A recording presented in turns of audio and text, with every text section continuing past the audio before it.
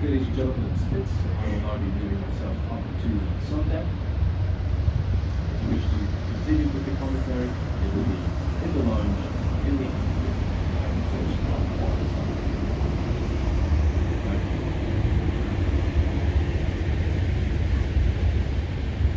This is known as the Passau Valley.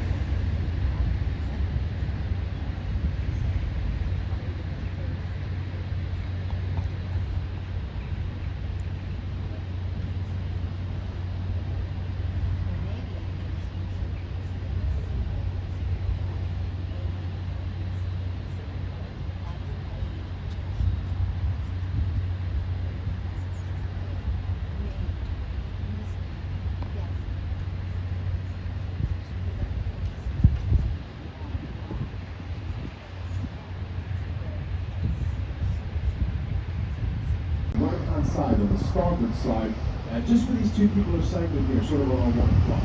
You can see that.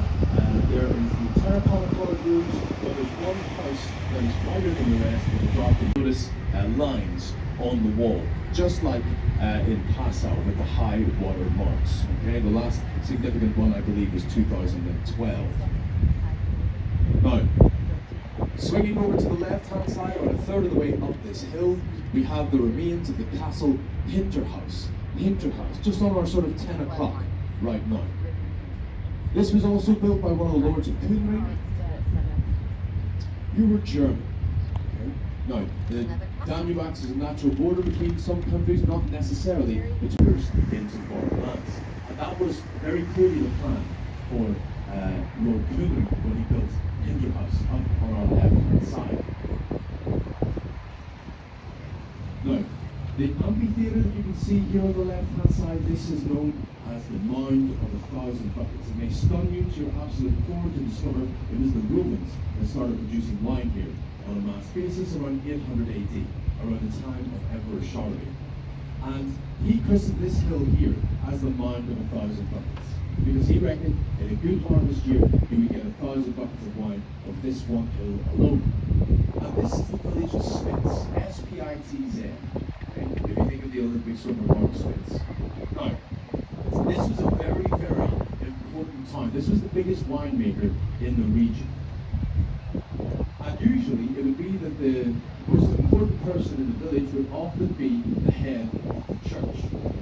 But not here in Spitz. It was the master winemaker, the most important person. And the intentions of Lord Hungary when he built Hinterhaus became clear, because he wanted to marry the most influential man's daughter. And now, as we know, it was the winemaker. There's any number of reasons why a priest shouldn't have a daughter, but we'll not get into that today. In letters back to Rome around the time of Emperor Charlemagne, and that is St. Michael's Church here on the left-hand side of the port side. Now you'll see the square bell tower, and then the long main body of the roof, and then there's one more level down under which the altar would be. Okay? Now, on the brace of the roof, at the top of the roof, where the altar would be below, there are 7 little figures on the roof. I'd be interested if you could tell me what you think they are. So the square bell tower on the left, then the long main body of the church, and then dropping down to the 3rd level. You can see them clearly here, just at the top of the roof, 7 little figures. What do we think they are? Nothing to do with dwarfs, nothing to do with deadly sins, days of the week. What is it? Foxes? No.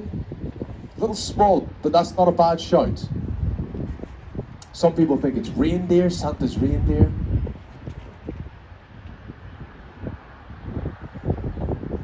No. Down the back. These are the rabbits of St. Michael's Church. The rabbits of St. Michael's Church. The story goes that a couple of centuries ago there was more snowfall than there is today. And before these houses were built, that gap between St. Michael's Church and the hill behind it was filled up with snow. And a family of rabbits jumped up and then onto the roof to seek sanctuary. But the level of the snow had dropped so much the next day that it was a green buoy on our left-hand side. And for our British guests, that's a green buoy. But I can't say that there's a buoy in the water, otherwise we'll lose all the life rings. So, we will be sailing between the green ones will be on our left and the red ones will be on our right. We will sail in between that, and you can see very clearly why. Beyond the left of the green, beyond the right of the red, they are areas of shallow water, something we actively seek to avoid. And you can see that with the little island, which is almost covered by the water level today. Now, another question I get asked a lot is, what are the brown huts for in the vineyards? Well, just exactly what you have a garden shed for at home, storage. So, because of the steep terraced nature of the vineyards, there's very little technology that can help when it comes to the cultivation, when it comes to picking the grapes and the vines. So, it's still very manually labor intensive. And what will happen is, someone will go, they'll cut the grapes, someone will follow behind with a basket. When that basket is filled, they will take it to the brown huts, which are often situated close to a road or a narrow dirt trail. A man walking beside him. The man on horseback is Richard the Lighthorn, and the man beside him is his most faithful manservant, Blondie. And you can even tell from the direction that the horse is travelling in that they are rapidly heading into Dernstein. Dernstein translates to dry rock. We haven't seen much rock since Devil's Wall, and the dry rock is here on the left-hand side, of the port side. Now, there is a hiking trail up there. You might see people walking along. You might even see some people abseiling or rappelling off that sheer rock face, and I have also seen people free climbing that in the past as well. But if you do see someone clinging along to the side of the rock face, ladies and gentlemen, please don't move. Okay, yeah, there's people up there. There's plenty of space all the way down along the ship. And what you want to do is you want to put your phone into selfie mode. If you don't know how to do that, speak to somebody next door. Okay? No. And very, very shortly, you can now see the beautiful porcelain blue and white bell tower of Dernstein Monastery. Absolutely beautiful. Everyone in this colour who are along with that. Right. Put your phone into selfie mode, and as we get towards Dernstein Monastery, you're going to be in the foreground, that's going to be right behind you, and a little bit tipsy. And that's when he created that incredible waltz. The second reason is because of the beautiful view that you can see over on the left-hand side of the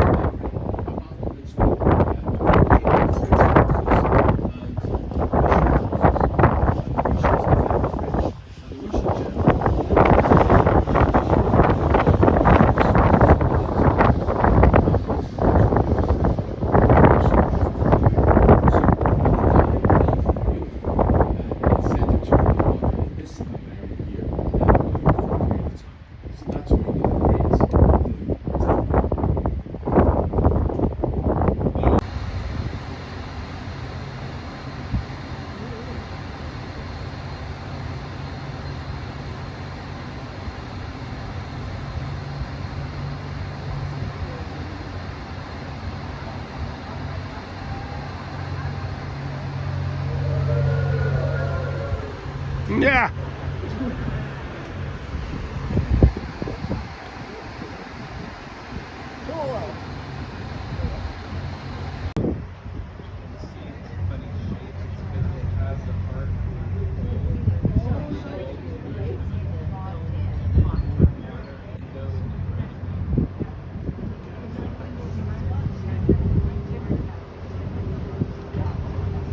Slovakia, capital of Bratislava.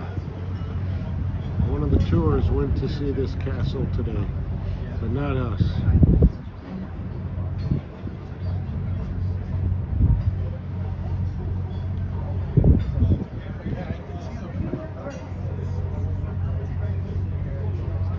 Wow. The difference in the architecture.